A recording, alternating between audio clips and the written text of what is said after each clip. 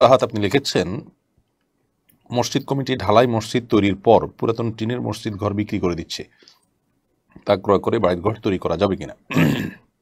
উত্তর হলে অবশ্যই করতে পারবেন।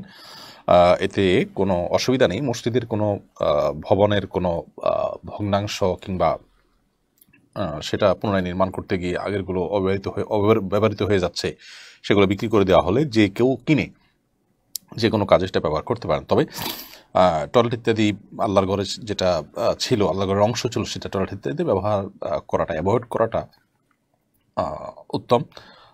এটা আল্লাহর ঘরের প্রতি আদব এবং শিষ্টাচারের অংশ হিসাবে। এর বাইরে আপনি ঘরবাড়ি বানাতে পারেন, দোকানপাট বানাতে পারেন, এমন কোনো কথা নেই যে মসজিদের ভবনে ব্যবহৃত টিন ছিল, মসজিদে ভবনে ব্যবহৃত ইট ছিল, সেটা দিয়ে আমরা ঘরবাড়ি বানাতে পারবো না, এরকম কিছু না। টাকা দিয়ে কিনে নিয়ে মসজিদের ফান্ডে সে টাকা ঢুকে যাবে, আর আপনি সেই জিনিসটা আপনার প্রয়োজন মতো ব্যবহার করতে পারবেন।